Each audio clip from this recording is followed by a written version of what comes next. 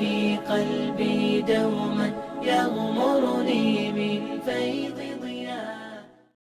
بسم الله الرحمن الرحيم. السلام علیکم ورحمۃ اللہ وبرکاتہ، نحمدہ ونصلی علی رسولہ الکریم، اما بعد، فاعوذ باللہ من الشیطان الرجیم، بسم اللہ الرحمن الرحیم، رب اشرح لی صدری ویسر لی امری واحلل عقدۃ من لسانی یفقہوا قولی، رب زدنی علما۔ الحمدللہ ہم آج سے سورۃ طٰہٰ کا آغاز کرنے جا رہے ہیں۔ تو سب سے پہلے ہم مختصراً اس سورۃ کا تعارف دیکھتے ہیں۔ سورۃ طٰہٰ جو ہے اس کا وجہ تسمیہ کیا ہے؟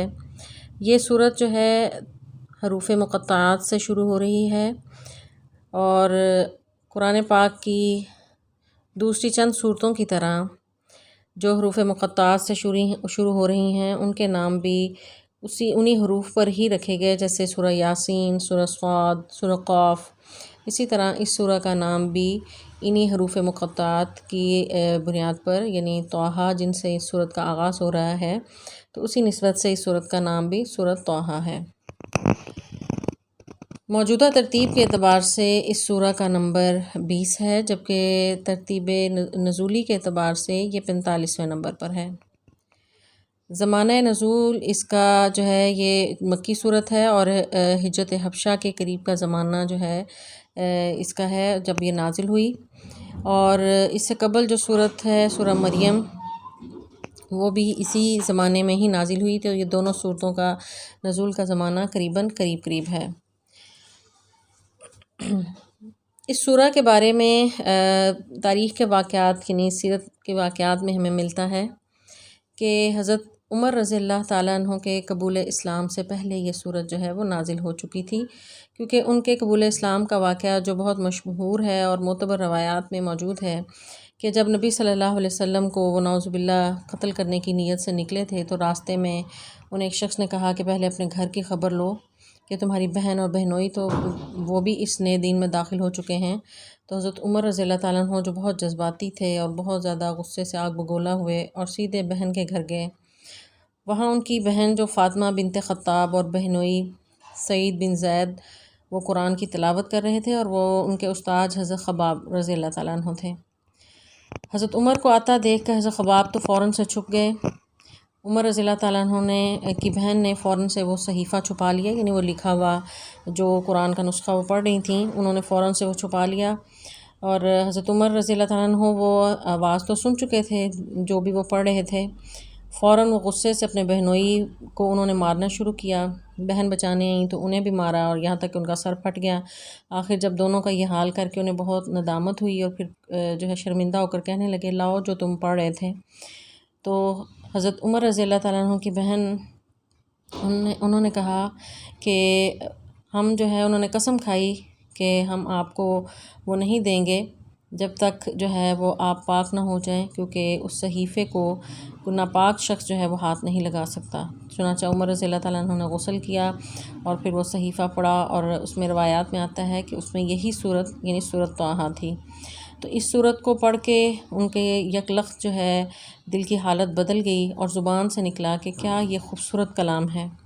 تو حضرت خباب جو حضرت عمر کے سے ڈرے ہوئے چھپے ہوئے تھے، وہ فوراً سے باہر نکل آئے اور انہیں بتایا کہ نبی صلی اللہ علیہ وسلم نے آپ کے لیے دعا کی تھی کہ یا اللہ، ابو الحکم بن ہشام یعنی ابو جہل یا عمر ابن خطاب میں سے کسی ایک کو اسلام کا حامی بنا دے، یعنی اسلام کو قوت دے۔ یعنی ان کا بہت زیادہ ان دو شخصیات کا اثر و رسوخ تھا مکہ میں۔ تو نبی صلی اللہ علیہ وسلم نے اللہ سے دعا کی، تو اللہ تعالیٰ نے عمر ابن خطاب کو اس ہدایت کو قبول کرنے کے لیے چن لیا۔ چنانچہ حضرت عمر رضی اللہ تعالیٰ عنہ نے نبی صلی اللہ علیہ وسلم کی خدمت میں حاضر ہو کر اسلام قبول کیا۔ تو یہ ہجرت حبشہ سے تھوڑی پہلے کا ہی واقعہ ہے، تو گویا اس وقت کی سورۃ طٰہٰ جو ہے وہ نازل ہو چکی تھی۔ تو یہ وہ سورت ہے جس نے حضرت عمر رضی اللہ تعالیٰ عنہ کی دل کی حالت کو بدل دیا، اور وہ شخصیت ہیں کہ جن کا اسلام کی تاریخ میں بہت زیادہ اہم کردار ہے، اور بہت یعنی وسیع سرزمین حضرت عمر رضی اللہ تعالیٰ عنہ کے دور میں اسلام کا وہاں جھنڈا لہرایا، اور اللہ تعالیٰ نے وسیع سلطنت عطا کی۔ اس صورت کا آغاز جو ہے حروف مقطعات یعنی طٰہٰ سے ہو رہا ہے، اور اس کے فوراً بعد ہی رسول اللہ صلی اللہ علیہ وسلم سے اللہ تعالیٰ مخاطب ہیں کہ محمد صلی اللہ علیہ وسلم، یہ قرآن آپ کو مشکل میں ڈالنے کے لیے نازل نہیں کیا گیا، یہ تو محض نصیحت ہے۔ پھر اس کے ساتھ ساتھ یعنی قرآن پاک کے بارے میں کہ یہ نصیحت اور یاد دہانی ہے اور لوگوں کے لیے ہدایت کا سامان ہے، اور یہ اللہ تعالیٰ کا کلام ہے جو زمین و آسمان کا مالک ہے۔ اس کے بعد فوراً ہی جو ہے موسیٰ علیہ السلام کا قصہ جو ہے وہ شروع کر دیا گیا ہے، اور موسیٰ علیہ السلام کی زندگی میں جو مختلف اتار و چڑھاؤ آئے، انہیں نبوت اور رسالت کیسے ملی، اور فرعون جیسے جابر کے سامنے انہوں نے کلمہ حق کیسے بیان کیا، اور اس نے کس طرح مخالفت کی، اور کن آزمائشوں سے وہ گزرے، اور کس قسم کے مشکلات کا انہیں سامنا کرنا پڑا، وہ تمام قصہ بیان کرنے کا مقصد یہاں پر یہ تھا کہ رسول اللہ صلی اللہ علیہ وسلم بھی قریباً ویسے ہی حالات سے گزر رہے تھے۔ آپ کو بھی مشرکین مکہ کی طرف سے شدید مخالفت اور دشمنی کا سامنا تھا، اور وہ طرح طرح سے مسلمانوں کو آزما رہے تھے۔ رسول اللہ صلی اللہ علیہ وسلم کی ذات پر بھی حملے کیے جا رہے تھے۔ چنانچہ اس صورت میں موسیٰ علیہ السلام کا قصہ بیان کر کے اللہ تبارک و تعالیٰ نے نبی صلی اللہ علیہ وسلم کو دعوت دین کی جو سفر میں مختلف مراحل آتے ہیں اور جو مشکلات آتی ہیں، ان کے لیے آپ صلی اللہ علیہ وسلم کو تیار کیا جا رہا ہے۔ اور اس کے ساتھ ساتھ اس صورت کے